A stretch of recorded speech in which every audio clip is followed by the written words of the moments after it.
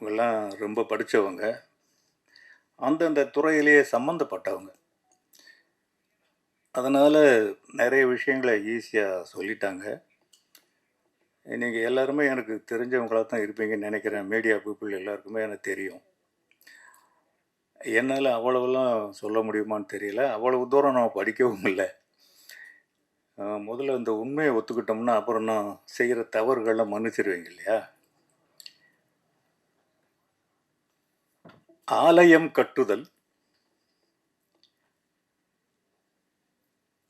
அன்னசத்திரம் 1000 அமைத்தல், அதைவிட சிறந்தது ஆங்கோர் ஏழைக்கு எழுத்தறிவித்தல்.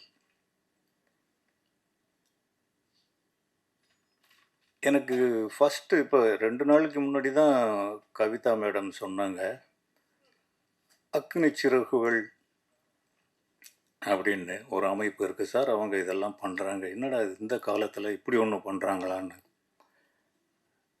ஆச்சரியமாக இருந்தது. ஏன்னா இன்றைக்கி பசங்கள்லாம் எங்கேயோ போகிறாங்க. அவங்கள வந்து இழுத்து பிடிக்கிறதுக்கோ தலை திருப்பதுக்கோ நமக்கு சக்தி இல்லை. அவங்க நம்ம கண்ட்ரோலை மீறி எங்கேயோ போயிட்டாங்க. அதுக்கு நிறைய உதாரணங்கள் நடந்துக்கிட்டே இருக்குது. நல்ல வழியிலையும் சரி, கெட்ட வழியிலையும் சரி. நல்ல வழியில் கொஞ்சமாகவும் கெட்ட வழியில் அதிகமாகவும் போய்கிட்டு இருக்காங்க. இவங்களை நல்வழிப்படுத்துறதுக்கு அந்த ஒரு முயற்சியில் இறங்கின அக்குனி சிறகுகள் அமைப்புக்கு திரு ஜான் பிரீட்டோ அவர்களுக்கு 1000 முறை கைதட்டினாலும் தகும். ஏன்னா இப்படி ஒரு இன்னைக்கு நிறைய பேருக்கு பொழுதுபோக்கு அம்சங்கள் நிறைய இருக்குது, அதில் தான் கான்சென்ட்ரேட் பண்ணுறாங்க. பொதுவாக இன்றைக்கி பசங்கள்லாம் பார்த்திங்கன்னா அந்நிய நாட்டு கனவை அண்ணாந்து பார்த்துக்கிட்டு இருக்கான். அங்கே தான் சம்பாதிக்க முடியும், அங்கே தான் வேலை பார்க்கணும். எல்கேஜியில் சேர்க்கும் போது பேரண்ட்ஸே அயல் நாட்டு கனவோடு தான் சேர்க்குறாங்க. ஜப்பான் போவானா, அமெரிக்கா போவானா, துபாய் போவானா. இப்போ சமீபத்தில் நான் துபாய் போய்கிட்டு வந்தேன், இந்த ஹபீபி படத்தினுடைய விளம்பர நிகழ்ச்சிக்காக. அங்கே தமிழ் தான் நிறைய பேசுகிறாங்க. அடுத்தது மலையாளம் பேசுகிறாங்க. ஆனால் மலையாளம் தான் அதிகம் போல் இருக்கு பேசுகிறாங்க. அப்படின்னா இங்கே என்ன இந்தியாவிலையோ தமிழ்நாட்டிலையோ ஒன்றுமே இல்லையா என்ன? நிறைய இருக்குது. ஆனால் நம்ம தலை நம்ம நாட்டை பார்க்குறதே கிடையாது. இந்த மாதிரி சமயத்தில் அக்குனி சிறகுகள் கொடுத்த ஜான் பிரீட்டோவுக்கு ரொம்ப பெரிய பொறுப்பு இருக்குது. அந்த பொறுப்பை அவர் யார் அவருக்கு தூண்டுனாங்களோ என்னமோ தெரியாது, அவர் வந்து இதை முயற்சி எடுத்திருக்காரு. கிட்டத்தட்ட இன்றைக்கி இலவச கல்வி கொடுக்குறது அப்படிங்கிறதும், அதை விட பெருசு வேலை வாய்ப்பை உருவாக்கி தருவதுங்கிறதும். அதாவது நம்ம பிள்ளைங்க படிக்கிற பிள்ளைங்களை நம்ம நாட்டிலேயே தங்க வைக்கணும். அவங்களுடைய அறிவு இந்த மண்ணுக்காக விதைக்கப்படணும். இந்த தொண்டு செய்கிற திரு ஜான் பிரீட்டோ அவருக்கு எவ்வளவு சப்போர்ட் பண்ண முடியுமோ அவ்வளவும் சப்போர்ட் தான். அவரால் தனிப்பட்ட முறையில் அதை செய்ய முடியும். ஆனால் செய்கிறாரா எப்படின்னு எனக்கு தெரியல. அவருக்கான ஆதரவையும் உதவிகளையும் நம்மளால் முடிஞ்ச அளவு செஞ்சால் தான் அவரால் இது ரொம்ப பெரிய சாதனை, அதை சாதிக்க முடியும். அவர் செஞ்சிருவார். இல்லைன்னா எப்படி அவருக்கு எந்த நோக்கம்? இன்றைக்கி 1000 வழிகள் இருக்குது வாழ்கிறதுக்கு, 1000 பிஸ்னஸ் இருக்குது சம்பாதிக்கிறதுக்கு.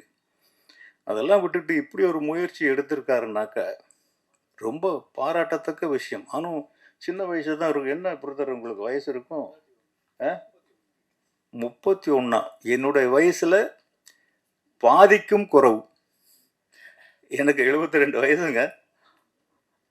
31ன்னா 2 பங்குன்னா கூட 62 தான் ஆகணும். இந்த வயசு இவ்வளவு சீரியஸ் சிந்தனைகள் வந்திருக்குன்னா அது ரொம்ப பெரிய ஒரு ஞானிகளுக்கு தான் வரும். விவேகானந்தருக்கு வரும். எனக்கு தெரிஞ்ச கல்வி அப்படின்னா 2 பேர் தான் ஞாபகத்துக்கு வருவாங்க. கர்ம வீரர் காமராஜர் இன்றைக்கு இருக்கிற நிலவரம் வரைக்கும் நிலைச்சு நிற்கிறதுக்கு காரணம் அவர் போட்ட விதை தான். கல்வி அப்படின்னு சொன்ன உடனே ஞாபகத்துக்கு வருது கர்ம வீரர் காமராஜர். அடுத்தது டாக்டர் ஏபிஜே அப்துல் கலாம். இவங்க 2 பேரும் எங்க பொறந்தாங்க பாருங்க. இவரு ராமேஸ்வரத்துல ஒரு குடிசையில பொறந்து, அங்க இருக்கிற ஒட்டு திண்ணையில படிச்சாருன்னு சொல்றாங்க.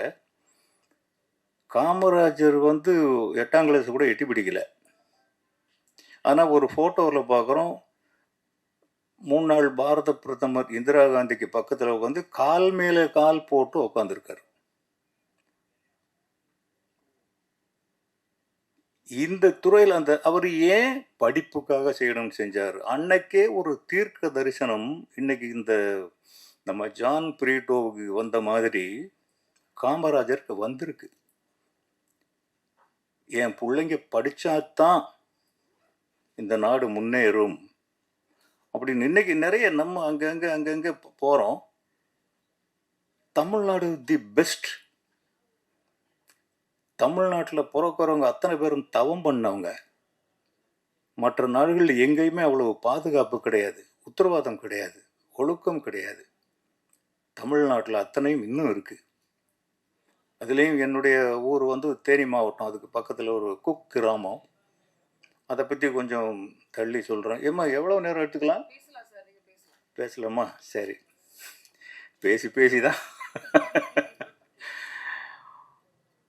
அதனால் அங்கே இன்னும் கொஞ்சம் ஒழுக்கமும் நாகரீகமும் கலாச்சாரமும் இன்னும் கொஞ்சம் ஒட்டிக்கிட்டு இருக்கு. காதல் இன்னும் பிறக்காத இடம் அது ஒண்ணுதான். அத்துவான காட்டுல தான் காதல் பிறக்கல. இன்னைக்கு பிள்ளைங்களாம் படிப்பு, அடுத்தது காதல், அடுத்ததுதான் வாழ்க்கை. ரொம்ப பேர் தடம் புரண்டு போனது. நேற்று கூட ஒரு நியூஸ் ஒன்று பார்த்தேன், கவின்கிற ஒரு கொலை செய்யப்பட்ட சம்மந்தமா. ஏன் அந்த பையன் எப்படி படிக்க வேண்டிய பையன், எப்படி படித்த பையன், எவ்வளோ கஷ்டப்பட்டு உத்தியோகத்துக்கு போன பையன், இவங்களை குறை சொல்ல முடியுமா? அவங்களை குறை சொல்ல முடியுமா? யாரையும் சொல்ல முடியாது. அந்த துர்மரணத்திற்கு ஒரே காரணம் காதல் என்று சொல்லப்படும் அந்த கொடிய செயல்தான். படிக்க போனா படிக்க போ, வேலைக்கு போனா வேலைக்கு போ, கல்யாணம்ங்கிற பேர் வரும்போது அப்பா அம்மா கிட்ட விடு. உனக்கு என்ன வேணும்? என் பிள்ளைக்கு இதுதான் பிடிக்கும்னு உனக்கு பிடிச்சதெல்லாம் சாப்பிட கொடுக்குறான். என் பிள்ளைக்கு இப்படி ட்ரெஸ் போட்டால் தான் அழகாக இருக்கும்னு அந்த ட்ரெஸ்ஸை தேர்ந்தெடுத்து உனக்கு கடையாக ஏறி இறங்கி வாங்கிட்டு வந்து கொடுக்குறான். இது படித்தா தான் என் பிள்ளைக்கு எதிர்காலம் இருக்கும்னு அந்த பிள்ளைகளுக்கு படிக்க வைக்கிறாங்க. வாசல் கிடக்க நான் நான் நான் போய் நின்றுருக்கிறேன். பள்ளிக்கூடங்கள்லையும் கல்லூரிகள்லையும் என் மகள்களுக்காகவும் என் மகன்களுக்காகவும் நான் போய் நின்றுருக்கிறேன். இந்த வலியெல்லாம் எந்த பிள்ளைகளும் இன்னைக்கு உணர்றதில்லை. உங்களுக்கு ஒரு நல்ல கல்யாணம் பண்ணி வைக்க அந்த அப்பா அம்மாக்களுக்கு தெரியாதா? அந்த குறுக்கீடு இல்லாமல் நீ கல்வி வழி போனீன்னாக்கா உங்க எதிர்காலம் வேற. நிறைய பேருடைய தலையெழுத்து மாறி போறது அதனாலதான். காதல் தப்புன்னு சொல்ல வரல. எனக்கு கிட்டத்தட்ட 20 வயசுக்கு முன்னாடியே கல்யாணம் ஆயிடுச்சு. என் மனைவிக்கு 15 வயசு. ஆல்மோஸ்ட் அது செல்லாத கல்யாணம் தான். ஆனா காதல், அதுக்கு முன்னாடி காதலும் வந்தது, படிப்பு தடம் புரண்டுருச்சு. டிகிரி முழுசா முடிக்காம பாதியில் விட்டுட்டு வந்துட்டேன். காரணம், ஒரே காரணம், அந்த காதல் தான். நம்ம வாழ்க்கையின் முன்னேற்றத்திற்கு எதெல்லாம் சப்போர்ட் பண்ணுதோ அது மட்டும்தான் காதல். உன்னுடைய வாழ்க்கையை பின்னுக்கு இழுக்கிற எதுக்கு பேரும் காதல் கிடையாது. மனசும் புரிஞ்சுக்கிறது கல்யாணத்துக்கு முன்னாடியும் புரிஞ்சுக்கலாம், கல்யாணத்துக்கு பின்னாடியும் புரிஞ்சுக்கலாம். கொஞ்சம் காத்திருங்கள், கொஞ்ச நாள் காத்திருக்கணும். காதல் எல்லா பருவத்திலையும் வரும், எந்த வயதிலையும் வரும். கொஞ்சம் காத்திருங்க. இதை சொல்லத்தான் அவர் அக்னி சிறகுகள்னு ஜான் பிரீட்டோ ஆரம்பிச்சிருக்காருன்னு நினைக்கிறேன். உங்களுக்கு நிறைய பொறுப்புகள் இருக்கு. நீங்க கல்வி, வேலை வாய்ப்பு, இது ரெண்டுமே முழுசா புரியாத வார்த்தைகள். கல்விங்கிறது புத்தகத்தை படித்தா மட்டும், டிகிரி வாங்கிட்டா மட்டும் அந்த கல்வி நமக்கு கிடைச்சிடுறது இல்ல. வெறும் அந்த டிகிரியை மட்டும் வச்சுக்கிட்டு, எனக்கு டிகிரி எந்த வகையிலயும் உதவி செய்யல. அப்படின்னு ஒரு காமராஜர் வந்துருப்பாரா? டாக்டர் அப்துல் கலாம் இந்தியாவினுடைய முதல் குடிமகனானார். அவர் அவ்வளவு படிச்சவரா? இருந்தும் மாணவர்கள் பின்னாலேயே தான் சுத்தினார் அவர் வந்து. ஏன்னா, இந்தியா அங்க தான் இருக்கு. நீங்க எடுத்துக்கிட்ட ஒரு முயற்சி டாக்டர் ஏபிஜே அப்துல் கலாம் அவங்க எடுத்துக்கிட்ட முயற்சி. அவர் எப்படிப்பட்ட ஞானி அப்படின்னா, எனக்கு அப்துல் கலாம்னா யாருன்னே தெரியாதுங்க. சென்னைக்கு வந்தப்போ கூட சும்மா நைட்ல அப்படியே டிவியை நோண்டிக்கிட்டு தெரியும் அவர் ஒரு சயின்டிஸ்ட்டு. அப்போ அவரை கொண்டு போய் பிரசிடென்ட் ஆக்குறாங்க. அட பாவி, அவர் பாட்டில் விஞ்ஞானி நல்லா இருந்தாரா, ஏன்டா பிரசிடென்ட் ஆகுறீங்க? இவ்வளவுதான் அவர் மேலே நமக்கு இருந்த ஒரு அறிவு. அவரை பற்றி ஒரு குறிப்பும் தெரியாது. நைட்டு ஒரு 11 மணிக்கோ 10 மணிக்கோ சேனலை போட்டுக்கிட்டே போகிறோம். ஒரு சேனலில் போடுறான், டாக்டர் ஏபிஜே அப்துல் கலாம் அவர்கள் மரணம் அப்படின்னு. இவன் ஏதோ தமாஷா போடுறான் போல இருக்குன்னு அடுத்து அடுத்து அடுத்து போடுறான். எந்த சேனல்லையுமே வரல. ஆனால் பக்குன்னு இதயத்தில் ஒரு சுருக்குன்னு குத்துது. அவர் மேல் எனக்கு காதல் கிடையாது, மதிப்பு கிடையாது, மரியாதை கிடையாது, அவருடைய வரலாறு கூட எனக்கு தெரியாது. ஒரு அட்டாக்கிங் கொடுத்தாரு பார்த்தீங்களா, அவன்தான் தலைவன். இதுக்கப்புறம் எல்லா சேனலும் பார்க்குறேன். வர வர வர வர அந்த நியூஸ் பெருசாக போடுறாங்க. என்னை அறியாம கண்ணில் இருந்து கண்ணீர் வருது. அதுதான் தலைவன். அது மாதிரி காமராஜர் அவர் பெரும் தலைவர். இன்னைக்கு வரைக்கும் தலைவர்னா காமராஜர் மட்டும்தான். அவர் ஒருத்தர் மட்டும்தான். என் பிள்ளைகள் என் பிள்ளைகள்னு தான் அவர் சொல்லுவார். என் பிள்ளைங்க, என் பசங்க படிக்கணும்டா, என் பசங்க படிக்கணும்டா அப்படின்னு சொன்னவர் அவர் ஒருத்தர் தான். இன்னைக்கு இருக்கிற அமைச்சர்கள், அரசியல்வாதிகள் எல்லாருக்கும் எவ்வளவு சொத்து மதிப்பு இருக்கு, காமராஜருக்கு எவ்வளவு இருந்தது. 4 கதர் வேட்டியும் 55 ரூபா பணமும் இருந்ததுன்னு சொல்லுவாங்க. அந்த ஒரு தலைவர். அந்த வயசுல எனக்கு ரொம்ப பிராயம், இளம் பிராயத்திலேயே 6th ஏதோ படிச்சுக்கிட்டு இருக்கும்போது அவர் மேல் ஒரு ஈர்ப்பு வருது. அவர் மேடையில் நின்று கலைஞர் மாதிரி அடுக்கு மொழியில பேசுறவரும் இல்லை, வாஞ்சிநாதன் மாதிரி வீரவசனம் பேசுறவரும் இல்லை, நடிகர் திலகம் சிவாஜி கணேசன் மாதிரி அடுக்குமொழி பேசுறவரும் இல்லை. ரொம்ப சொற்பமா, ரொம்ப ரொம்ப காலை நீட்டி உட்காந்துக்கிட்டு ரொம்ப எளிமையா பேசுவார். அவர் எப்படி அந்த சின்ன குழந்தையான என்ன இருத்தார். அதுதான் தலைவன். இன்னைக்கு ஹீரோக்கள்லாம், இன்னைக்கு தலைவர்கள்லாம் அலங்காரம் பண்ணிக்கிறாங்க, மேக்கப் பண்ணிக்கிறாங்க, வெளியில் வர்றவங்க என்னென்னமோ நடக்குது. அது நமக்கு தேவையில்லாத ஒரு விஷயம்.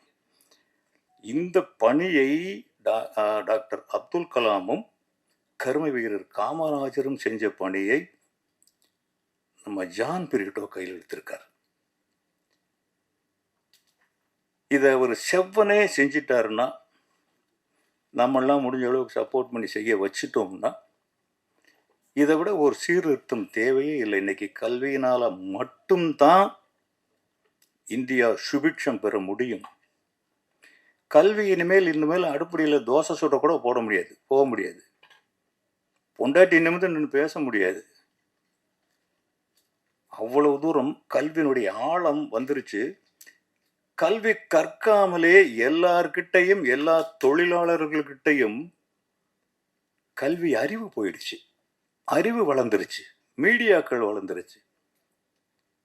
மொபைல் ரொம்ப பெரிய சாதனையும் பண்ணுது, அதை விட பெரிய வேதனையும் தருது. அதுல இருந்து தான் இன்னைக்கு நிறைய கத்துக்கிறாங்க. அப்பா, அம்மா, அண்ணன், தம்பி, அக்கா, தங்கச்சியெல்லாம் சொல்றதை விட இதுதான் அவங்களுக்கு அட்ராக்ஷன்.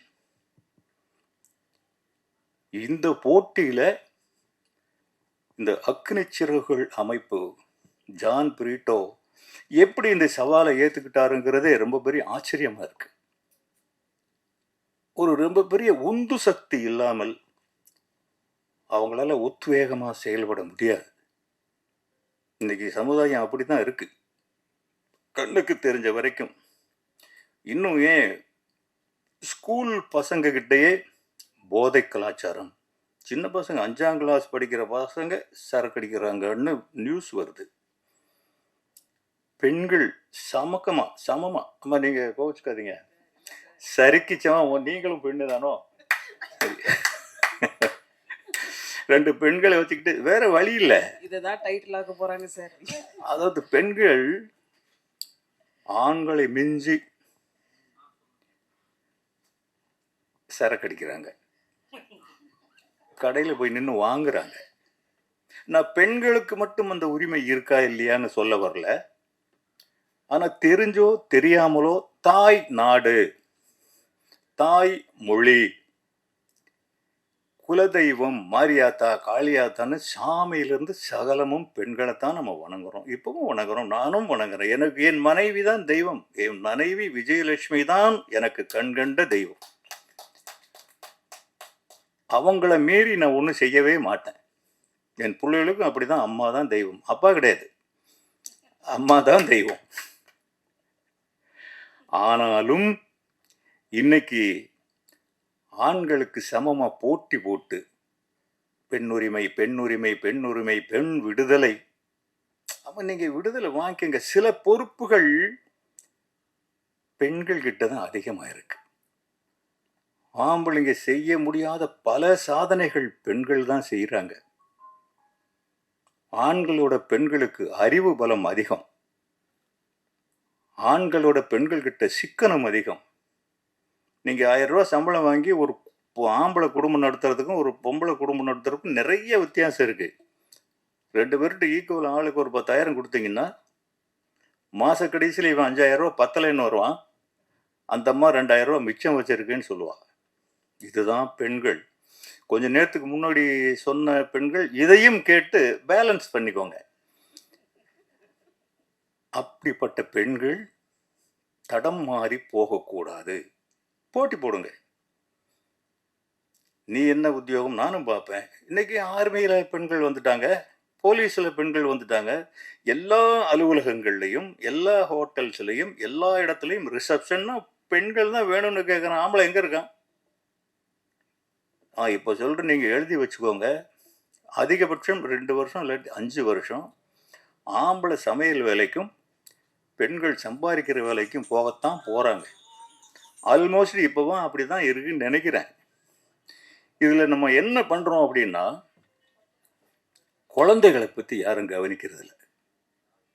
சம்பளம் இவ்வளோ வேணும் இவ்வளோ வேணும். டே ஒரு வீடு வாங்கணும்டா, இல்லைடா அங்கே ஒரு கார் வாங்கணும்டா. வீடு வாங்கணும் கார் வாங்கணுங்கிறது இன்னைக்கு ரொம்ப பெரிய வியாதியாக பரவி கிடக்கு. அதனால 2 பேரும் ஓடுறாங்க. நான் என்னோட தெரிஞ்ச வீட்டுக்கு ஒரு நாள் போயிருந்தேன். அங்கே ஒரு குழந்தை தூங்கிக்கிட்டு இருந்தது. மத்தியானத்தில் தூங்கி எந்திரிக்கிறது. அந்த தூக்க கலக்கத்தில் பொதுவாக குழந்தைங்க யாரை தேடும்? அம்மான்னு சொல்லும். அம்மான்னு தான் சொல்லும், வேற எதுவும் சொல்லாது. அந்த பொண்ணு சர்வன்ட் பேரை சொல்லி கூப்பிடுறா. ஈஸ்வரி, அம்மா பேரை சொல்லலை. ஏன்னா அந்த குழந்தைய பால் கொடுக்கறதுன்னா தப்பா நினைச்சிடாதீங்க. புட்டி பால், தாய்ப்பால் தான் இன்னைக்கு யாரும் கொடுக்கறது இல்லையே. கொடுப்பாங்க, யாராவது ஒருத்தர் 2 பேர் தெரியாம கொடுப்பாங்க. பால் கொடுக்கறதுலேருந்து சோறு ஊட்டுறதுலேருந்து சர்வன்ட்ஸ் தான் பார்க்குறாங்க. வேலைக்காரிகள் தான் இன்னைக்கு பிள்ளைங்களை வளர்க்குறாங்க. தாய் வளர்க்காத குழந்தை என்னைக்குமே 100% ஆரோக்கியமாக வளராது. ஒரு அம்மா கேர் எடுக்கிற மாதிரி எடுப்பாளா? எங்கள் அம்மா மிட் நைட் 2 மணிக்கு என் வயிற்றை தடவி பார்ப்பாங்க. அப்புறம் எங்கேயோ போவாங்க. போய் ஏதோ கடையில் வாங்கிட்டு வந்து எந்திரா என்னம்மா இந்நேரத்தில் எழுப்புற? இல்லைடா அவன் பாரு உள்ள குடேர்னு கிடக்கு, இதை சாப்பிட்டுட்டு போடு. இல்லைம்மா நான் சாப்பிட்டு தானே படுத்தேன். சாப்பிட்றா. அது தாய். வேலைக்காரி செய்வாளா? செய்ய மாட்டா. கிரிமினல்ஸ் அதிகமாக உற்பத்தி ஆகிறது தாய் வளர்க்காத பிள்ளைங்க கிட்ட இருந்து தான். தீய செயல்கள் அதிகமாக உற்பத்தி ஆகிறது அம்மா அப்பா பாதுகாப்பில் இல்லாத குழந்தைகள் தான். தவறுகள் நிறைய செய்கிறது அம்மா அப்பா ஆதரவு இல்லாத குழந்தைகள் தான். ஆனால் இன்னைக்கு நீங்கள் அதிகமான ஒரு ஆடம்பர வாழ்க்கைக்கு நம்ம ஆசைப்பட்டு எல்லா வாழ்க்கையும் எல்லாரும் வாழணும். ஆனா நமக்கு பின்னாடி பேர் சொல்ல போறது நம்ம குழந்தைகள். நம்ம ஏதாவது சம்பாரிச்சு வச்சுட்டு போனோம்னா அதை அனுபவிக்க போறது நம்ம குழந்தைகள். நம்ம இன்ஷியல தான் கடைசி வரைக்கும் அவங்க பயன்படுத்துறாங்க. இன்னைக்கு தனுஷ் என்ன பண்றாருன்னா, அவர் பேரு தனுஷ், அவர் பேரு வெங்கடேஷ் பிரபு. நான் வச்சது அவர் தனுஷ்னு வச்சுக்கிட்டாரு. ஒரு இடத்துல எங்கேயோ ஏர்போர்ட்ல எங்கேயோ போறப்போ தனுஷ் கே ராஜா அப்படின்னு கூப்பிடுறாங்க. கே ராஜாங்கிறது நான். என் மகன் என் இன்ஷியலை பயன்படுத்தல, என்னையே பயன்படுத்துறான். இதுதான் ஒரு தந்தைக்கு மகன் செய்யும் உதவி. அவன் கே தனுஷ் அப்படின்னு போட்டு ஈஸியாக போயிருந்தா நான் அவ்வளோ தூரம் தெரிய மாட்டேன். உலகத்தில் எந்த மூலைக்கு போனாலும் என் மகன் தனுஷ் இருக்கிற இடத்துல நானும் இருக்கிறேன். தனுஷ் கே ராஜான்னு அவர் போட்டதுனால ஹோட்டலில் வரும் அவர் பேர் தான், பாஸ்போர்ட்டில் தனுஷ் கே ராஜா தான். சில இடங்களில் தனுஷை விட்டுறான், கே ராஜான்னு தான் கூப்பிடுறான். இது எனக்கு பெருமை இல்லையா? இதை செய்யணும்னா அவங்க அம்மா அவன் நடிகனாகிற வரைக்கும் தன் ரத்தத்தையே சிந்தி அவங்க அம்மா தான் வளர்த்தாங்க. நான் வளர்க்கல, அவங்க அம்மா தான் வளர்த்தாங்க. 4 பேர் குழந்தைங்க. இந்த 4 பேரும் ஸ்கூலுக்கு போகணும். ஒரு சர்வெண்ட் வச்சுக்கிறதுக்கு அன்னைக்கு வசதி கிடையாது. காலையில் சமைச்சு சாப்பாடு கொடுத்து ட்ரெஸ் பண்ணி 4 பேரையும் கொண்டு போய் விட்டுட்டு வரணும். திருப்பி மத்தியானம் சாப்பாடு கொண்டு போய் கொடுக்கணும். 4 மணிக்கு ஏதோ டீயோ காஃபியோ ஏதோ பிஸ்கட்டோ கொடுக்கணும்னு சொல்லுவாங்க, அதுக்கும் அவங்க தான் போகணும். சாயந்தரம் போய் கூட்டிகிட்டு வரணும். இது எல்லாமே அப்பா அம்மா 2 பேருக்கும் இருக்கிற பங்கு தான். ஆனால் இதை செய்யறதுக்கு எனக்கு நேரம் இல்லை. அந்த ஒரு தாய், அந்த விஜயலட்சுமிங்கிற ஒரு தாய் தான் இத்தனை வேலையும் செஞ்சாங்க, இன்னைக்கும் செஞ்சுக்கிட்டு இருக்காங்க. ஆகையினால தாய் தகப்பன் பார்வையில் வளராத குழந்தைகள் இன்னைக்கு சமுதாய சீர்கேட்டுக்கு அதுதான் முக்கியமான ரீசன். ஒரு பிள்ளைங்க வீட்டில் ரொம்ப நேரம் அவன் ரூமில் லைட் எரியுதா, கொஞ்சம் எட்டி பார்க்கலாம், தப்பு கிடையாது. ஆனால் இன்னைக்கு இருக்கிற ஜெனரேஷனில் இருக்கிற ஃபாதர் மதர் அவங்களே மொபைலில் தான் மூழ்கி இருக்காங்க. ஒரு குழந்தை குவான்னு அழுதுனாக்க உடனே மொபைலை கொடுத்துட்றாங்க, அவன் அழுகி நிப்பாட்டிடுறான். அப்படியே சோத்தை ஊட்டுறாங்க, அவன் என்ன சாப்பிட்றான்னு தெரியாமல் அவன் பாட்டில் உள்ள அமுக்குறாங்க. இதை கூட அந்த அம்மாக்கள் செய்கிறது இல்லை, அந்த வேலைக்காரிங்க தான் செய்கிறாங்க. இந்த சமுதாயத்துக்கு ஜான் பிரிட்டோ கல்வி கொடுக்கணும், வேலை வாய்ப்பு கொடுக்கணும். நிறைய விஷயங்கள் இருக்கு. நான் பிறந்தது, கல்வி எனக்கு எப்படி உதவி செஞ்சது அப்படின்னா, நான் பிறந்தது அந்த தேனி மாவட்டத்தில் ஒரு சின்ன குக்கிராமம், ஒரு 100 வீடு கூட இருக்காது.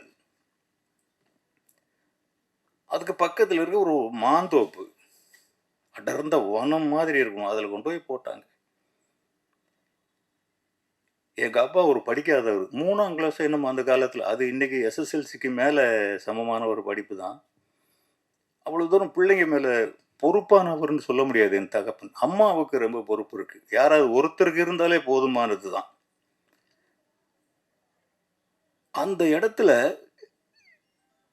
10 பிள்ளைங்க நாங்கள் எங்கள் அப்பாவுக்கு. அவர் ஒரு சட்டம் போடுறார், வீட்டில் படிக்க போகணும், பாஸ் பண்ணணும். படிக்க போகலைன்னாலோ ஃபெயில் ஆயிட்டாலோ வீட்டில் மாடு நிறையா இருக்கும், மாடு மேய்க்கணும், விவசாய வேலை பார்க்கணும். மன்னிப்பெல்லாம் கிடையாது, மன்னிப்பெல்லாம் கிடையாது. அந்த ஒரு சட்டம், ஐயையோ மாடு மேய்க்க போகணுமே, ஐயையோ மம்புட்டி பிடிச்சி வெட்டணுமேன்ட்டு தான் பயந்துக்கிட்டு ஸ்கூலுக்கு போனோம். இன்னைக்கு இங்கே நிற்கிறேன் நான். அந்த அப்பா, ஒரு படிக்காத ஒரு அப்பா அந்த சட்டம் போடலைன்னா, அதுக்கு மேலே ஆசிரியர்கள், இன்னைக்கு ஆசிரியர்களே அடிக்கிற அளவுக்கு பிள்ளைங்க வளர்ந்தாச்சு.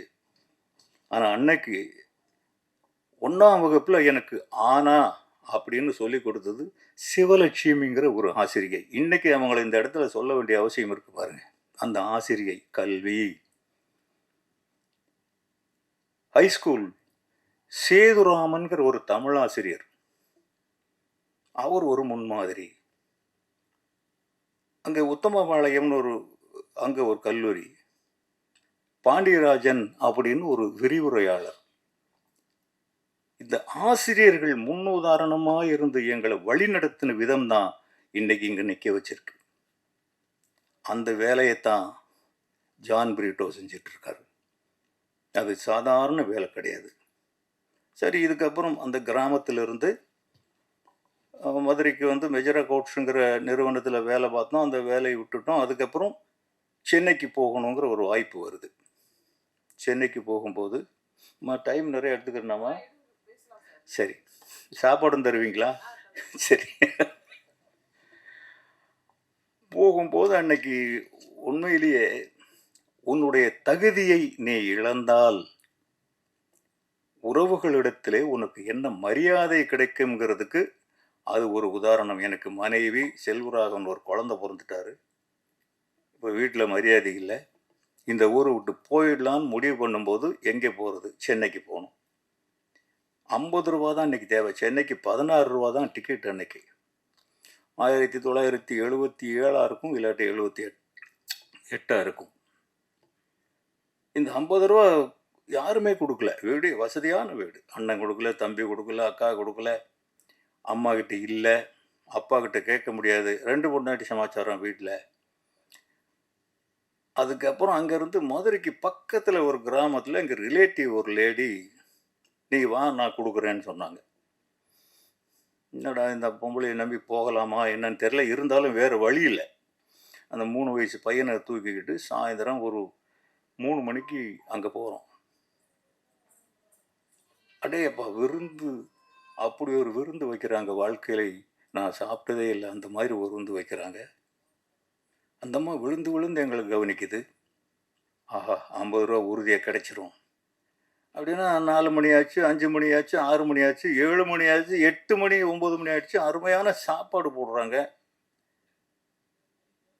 எனக்கு பணம்னு கேட்கறதுக்கு ஒரு மாதிரி தற்கொலை பண்ணிக்கிற மாதிரி இருக்கு. காசு இல்லாத போது தான் அந்த மான மரியாதையெல்லாம் நிறைய வரும். அந்த மாதிரி எப்படா இதை கேட்கறது? அந்த பொம்பளை, அந்த அம்மா சொல்லி தான் போயிருக்கோம். படுக்கிறதுக்கு தனியாக ஒரு அறை கொடுத்தாங்க. படுத்துட்டோம். என்னடா எனக்கு மட்டும் தூக்கமே வரல. குழந்தை தூங்கிட்டான். அவங்க விஜயலட்சுமியும் தூங்கிட்டாங்க. கடிகாரம் மணி அடிக்குது 2ன்னு. 2 மணி ஆயிடுச்சு, இன்னும் ஒன்றும் வரலையே. நான் எதுக்கு தூங்காமல் இருக்கேன் அப்படின்னா அதை சொல்கிறேன். அப்புறம் என் மனைவி அந்த பக்கம் திரும்பி படுத்துட்டே கேட்குறாங்க, என்னங்க நீங்கள் தூங்கலையான்னு. ஏன்னா அந்த காலத்தில் பொறுப்புகள் முழுசும் 100க்கு 100 ஆம்பளை தலையிலேயே இருந்த காலம். அப்போ நமக்கு தானே கடமை ஜாஸ்தி. என்னங்க நீங்கள் தூங்கலையாங்கிற. என்னம்மா நீ தூங்கலையா? எனக்கு இதாகிடுச்சு. இல்லைங்க, நீங்கள் ஏன் இப்படி முழிச்சுட்டு இருக்கீங்க? இல்லைம்மா, அந்த அம்மா வீட்டில் மாமனாருக்கு தெரியாமல், புருஷனுக்கு தெரியாமல் காசு கொடுக்கணும் போல இருக்கு. ஒருவேளை நம்ம தூங்கிட்டோம்னா கொடுக்காம போயிடுச்சுன்னா, அதனால் முழிச்சுட்டு இருக்கேன். அவங்களுக்கு லேசாக கண் கலங்குச்சு. அவங்க சொல்கிறாங்க, ஏங்க எதுக்காக நம்ம இப்படி வந்து அடுத்த வீட்டில் படுத்துருக்கணும்? எனக்கு உங்கள் மேலே நம்பிக்கை இருங்க. நீ ரொம்ப பெரிய திறமைசாலி. நீங்கள் நல்லா வருவீங்க. விஜயலட்சுமி ஒரு தேவதை. கையில் 10 பைசா இல்லை. அடுத்த வேளை சோறு போடுறதுக்கு ஆள் இல்லை. அந்த அம்மாவுக்கு எங்கே இருந்து அந்த தைரியம் வருது? நீ ரொம்ப புத்திசாலி, நீ ரொம்ப நல்லா வருவேன்னா எங்கேருந்து வருதுங்களா? அப்படியே வந்துருந்தோம். காலையில் பொழுது விடிஞ்சிருச்சு. விடிஞ்ச உடனே என்ன ஒரு நிலைமையை பாருங்கள். நளன் தமயந்திக்கு வந்த நிலைமை அது. அந்த நிலைமையில் அங்கே ஏன் படுத்திருந்தேன், ஏன் கிளம்புனேன், எதுக்கு சென்னைக்கு போகணுங்கிறதுக்கு ஒரே சிந்தனை எனக்கு பலம் கொடுத்தது என் அப்பன் எனக்கு கொடுத்த கல்வி. அந்த படிப்பு மட்டும் இல்லைன்னா அந்த மாந்தோப்புக்குள்ள இந்த காஞ்ச இனிமே நோ காலேஜ் பக்குங்குது. என்னடா இவன் அந்த அந்த அந்த என்ஜினியரிங் சீட்டு வாங்குறதுக்கு தவமா தவம் இருந்திருக்கும். சினிமாவிலோட அவ்வளோ கஷ்டப்படல நான். அந்த ஒரு என்ஜினியரை வேண்டாங்கிறான். ஏன்பா இனிமே என்ன பண்ண போற? அவன சினிமாவா? அப்புறம் என்னமோ நான் ரொம்ப கோவக்காரன், எனக்கு அன்னைக்கு கோவம் வரல. கொஞ்சம் அப்படியே கண்ட்ரோல் பண்ணிட்டு பையன் வேற மாதிரி இருக்கான் கேட்கணும். எதுக்குப்பா சினிமா? இல்லைப்பா எனக்கு மைண்டில் அதுதான் இருக்கு, படிப்பில் கான்சென்ட்ரேஷன் இல்லை. அப்புறம் கொஞ்ச நேரம் மூச்சு வாங்கிக்கிட்டு சொன்னேன், இல்லை தம்பி, சினிமா உங்கள் அப்பா சென்னைக்கு வர்றதுக்கு முன்னாலேயும் இருந்தது, உங்கள் அப்பா காலத்துலையும் இருக்கு, உங்கள் அப்பாவுக்கு பின்னாலேயும் இருக்கும். ஆனால் படிப்பு அப்படி இல்லை ராஜா. நீ எங்கே போனாலும் உனக்கு பின்னால் ஒரு டிகிரி வேணும். எப்படி என்னுடைய இனிஷியல் கேன்னு முன்னால் போடுறியோ அது மாதிரி உன் பேருக்கு பின்னாலேயும் 2 எழுத்து இருந்தால் தான் உனக்கு மரியாதை கிடைக்கும். அதை நீ வாங்கு, நானே உன்னை சினிமாவில் கொண்டு போகிறேன்னு. பொய் தான் சொன்னேன், 100க்கு 100 200% பொய். எப்படியாவது அவனை காலேஜுக்கு போக வைக்கணும். மறுநாள் வந்து பேசலை, புக் அவுட் தான், காலேஜுக்கு வந்தான், மெரிட்டில் பாஸ் பண்ணிட்டான். அதே மாதிரி தான் வந்தான். டாடி, அதுக்கு முன்னாடி அவர் அமெரிக்காவுக்கு அனுப்புறதுக்கான ஒரு வேலையை செஞ்சு வச்சுருந்தான். நான் அங்கே போய் அந்த டெக்ஸ்டைலில் படிச்சுட்டு அங்கேயே சினிமாவும் படிக்கிற மாதிரி. டெக்ஸ்டைல் மட்டும் படினா போக மாட்டான்னு எனக்கு தெரியும். இப்படி ஒன்றே சேர்த்து அனுப்பலான்னு சொல்லி சொன்னேன். ஓ, என்னை நாடு கடத்துறதுன்னு பிளான் பண்ணிட்டீங்களா? அதெல்லாம் நடக்காது, நீங்கள் சொன்னீங்கல்ல, டிகிரி வாங்கிட்டு வந்து கொடுத்துட்டேன். எனக்கு என்ன சொன்னீங்க? நீங்கள் சினிமாவில் சேர்த்து விட்றேன்னீங்க. இப்போ நீங்கள் சொன்னதை செய்யுங்க. இப்படி அவர். இப்போ தான் என் மகள் வந்து, அண்ணன் ஒரு கதை வச்சுருக்கான். எனக்கு துள்ளுவதோ இளமைக்கு அப்புறம் இந்த பையனை என்ன பண்ணுறதுன்னு தெரில. அவன் ஹாலிடேஸில் முடிக்க வேண்டிய படம் பல ஹாலிடேஸ் போயிருச்சு, ஸ்கூல் டேஸ் போயிருச்சு, எஜுகேஷனே போயிடுச்சு தனுஷ்க்கு. அவன் அதுலேயே அழறான். நல்லா படிக்கிற பையன். அந்த கதையை என்னம்மா பண்ணணும் அப்படின்னு நீங்கள் கேளுங்க. நீங்கள் கேட்பீங்களா? ஓ, நீ வந்து டாக்டருக்கு படிக்கிறத விட்டுட்டு கதை சொல்கிறத ஆரம்பிச்சிட்டியா இன்னைக்கு? சரி சொல்லு. அந்த பொண்ணு கதை சொல்லுறது கேட்டுக்கிட்டே இருக்கேன். ரொம்ப நல்லா இருக்குது ஸ்கிரிப்டு. சரிம்மா, இதை என்ன பண்ணணும்? படமாக எடுக்கணும். யார்? நீங்கள் தான். யார் டைரக்டரு? செல்வா தான். யார் நடிக்கிறது? தனுஷ் தான். ஈஸியாக அந்த அந்த வயசுக்கு தகுந்த படப்படப்படன்னு சொல்லிட்டு போகுது. இதை சொல்லிட்டு இருக்கும்போதே பெரிய பொண்ணு வருது, விஜயலட்சுமி வர்றாங்க. இப்போ தான் பக்குன்னு நம்ம ஒரு சதி வலையில் மாட்டிக்கிட்டோம் அப்படின்னு உட்காந்துருக்கு. ஏன்னா எங்கள் வீட்டில் எப்போவுமே பெண்களுடைய சட்டம் தான் அதிகம். அவங்க போடுற சட்டத்தை மாற்றுறதுக்கு முடியவே முடியாது. சரி, அவங்க ஏன் எவ்வளோ பேருக்கு நீங்கள் என்னென்ன செஞ்சுருக்கீங்க? மகனுக்காக ஒரு படம் பண்ணுங்களேன். விஜயலட்சுமி சொல்கிறாங்க, ஏமா இது அவன் யார்கிட்டையும் ஒர்க் பண்ணலை, இந்த படம் எடுக்கணும்னா ஒரு 4 கோடி ரூபா தேவைப்படும். எப்படிம்மா எடுக்கிறது? அவனை நம்பி போடுறது? பெரிய பொண்ணு சப்போர்ட் பண்ணுறாங்க. இல்லைப்பா அவன் பண்ணிவிடுவான், எங்களுக்கு நம்பிக்கை இருக்குது, ரொம்ப நல்லா சொல்கிறான், ஃபுல்லாக எழுதி வச்சுருக்கான். என்னடா இது, இப்போ என்ன முடிவு எடுக்கிறது? அப்போ விஜயலட்சுமி கேட்குறாங்க, இப்போ எவ்வளோ கடன் இருக்குது? இருக்குமா, ஒரு 2.5 3 கோடி ரூபா இருக்கும். இந்த படம் எடுக்கிறதுக்கு 4 கோடி ஆகும். பெத்த பிள்ளை தானே, கடன் வாங்குங்க. அந்த மாதரசி சொல்கிறாங்க, கடன் வாங்குங்கன்னு. சரி, கடன் வாங்குறதுன்னு முடிவு பண்ணோம். ஒரு காதல் கொண்டேன் வந்தது. செல்வராகவன் ஜெயிச்சாரு, தனுஷ் ஜெயிச்சாரு. என் குடும்பமே அந்த படத்தில் தான் நின்னது. இன்னைக்கு இங்கே நிற்கிறதுக்கு காரணமே அந்த படம் தான். இதுக்கெல்லாம் காரணம் சினிமா அறிவில்லை, கல்வி. இந்த முடிவை நீ எடு அப்படின்னு எனக்கு தீர்மானம் கொடுத்தது அந்த எஜுகேஷன். செல்வராகவன் படித்த படிப்பு, அவன் படத்தில் பாருங்கள், நான் எடுத்த படம் மாதிரி இருக்கவே. என் படத்தில் நல்லா தெரியும், ஒரு பட்டிக்காட்டான் எடுத்த படம் நல்லா தெரியும். அவன் படம் என்கிட்ட இன்னும் துள்ளுவது இளமை எடுக்கிறதுக்கு ஐடியா கொடுத்தது அவர் தான் கொடுத்தாரு. கல்வி அங்கே வரை கூட வருது, இன்னைக்கும் கூட வருது. அதனால இந்த கல்விங்கிறதுல உங்களுக்கு இன்னொரு கூட கொஞ்சம் பொறுப்பு இருக்கு. புத்தகங்களை படிக்க வைப்பது மட்டும் கல்வி அல்ல. இன்னைக்கு நம்ம கிரிக்கெட் இருக்கு. இந்த கிரிக்கெட்டுக்கு எவ்வளவு முக்கியத்துவம், எத்தனை பேர் பாதுகாப்பு, எத்தனை கோடி டர்ன் ஓவர்,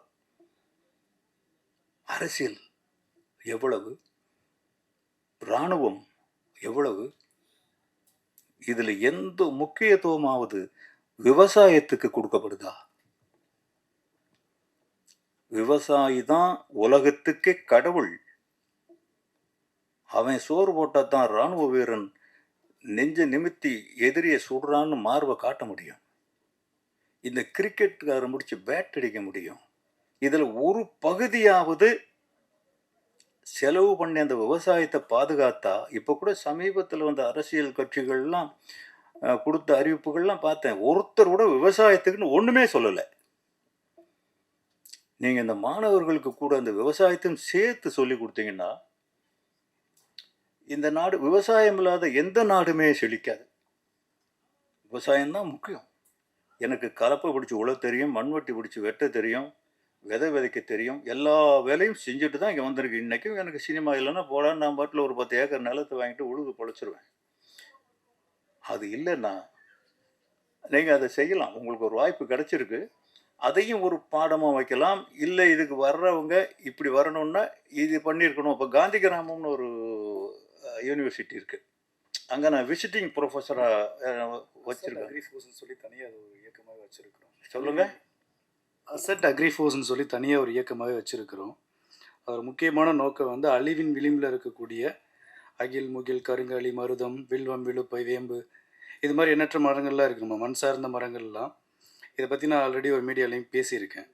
அந்த மரங்களை மட்டுமே பள்ளி குழந்தைகள்கிட்ட கொண்டு போய் அதோட விழிப்புணர்வை சொல்லி கொடுத்து அவங்களையே அதோட வளர்க்க வச்ச ஒரு பயன்களையே அனுபவிக்க வச்சுட்ருக்குறோம். இது கடந்த ஒரு 8-9 வருஷமாக அதை பண்ணிட்டு தான் இருக்கிறோம். அதுபோக இப்போ இயற்கை வேளாண்மை பற்றி நான் பர்சனலாக கற்றுக்கிட்டு இருக்கிறேன். கொஞ்சம் ஊரில் இருக்கிற என்னோடய விவசாய நிலங்களில் முழுமையாக நான் முதல்ல கற்றுக்கிட்டதுக்கப்புறம் என்னோடய தம்பி தங்கச்சிங்களுக்கு அதை சொல்லிக் கொடுக்குறதுக்கு முயற்சி பண்ணுறீங்க. இல்லை, அது வரைக்கும் நீங்கள் காத்திருக்க வேண்டியதில்லை. நீங்கள் விவசாயத்துக்கு டீச்சரை போடாதீங்க, ஒரு விவசாயி பிடிச்சிட்டு வந்து சொல்லிக் கொடுக்க சொல்லுங்கள். அவன் தான் கரெக்டாக சொல்லுவான். இங்கே என்ன புடுறா கலப்பைய. ஏன்னா முன்னாடி இருந்து இதெல்லாம் பண்ணுங்கன்னு சொன்னா அவங்க பண்ணுவாங்க. டீச்சர் வச்சோம்னா எந்த டீச்சர் பேச இல்லை, இந்த காந்தி கிராம யூனிவர்சிட்டியில் அப்படி இருக்குங்க. அது நிறைய நடந்து போகிறதுக்கு வழிகள் நிறையா இருக்கும். அங்கே நான் தான் ஆனரரி ப்ரொஃபஸராக போயிட்டு இருக்கிறேன். சினிமாவை பற்றி தான் சொல்லிக் கொடுக்க சொல்கிறாங்க. விவசாயத்தை பற்றி சொல்லிக் கொடுக்க சொன்னால் நல்லா சொல்லிக் கொடுப்பேன். கட்டாயம் அங்கே அவங்க விவசாயம் பண்ணுறாங்க. மாணவர்களுக்கு கூட்டு போயிடுங்க. கண்டிப்பா கட்டாயம் நீங்க வந்து மாணவர்களுக்கு அவங்க விவசாயம் கற்றுக் கொடுக்குறாங்க. அது இருந்தால்தான் நீங்கள் செய்கிறது உண்மையான தொண்டு. இன்னைக்கு அதர்வைஸ் வெறும் படிப்பு வழி நடத்த உதவும், அறிவை மாற்றும். அதில் ஒன்றும் சந்தேகம் கிடையாது. அவன் கை நாட்டாக இருக்கிறத விட இது கொஞ்சம் பெட்டர், கொஞ்சம் மேல் தான். அண்ணனுக்கு ரொம்ப பெரிய தவறுகள்லாம் செய்கிறது படித்தவன் தான். படிக்காதவனுக்கு ஒன்றுமே தெரியாது. எத்தனை லட்சம் கோடிகளுக்கு கடன் வாங்கிட்டு வெளிநாட்டில் போய் தப்பிச்சிருக்கவங்களாம் எவ்வளோ பெரிய கிரிமினல்ஸு, எவ்வளோ படித்தவனுங்க.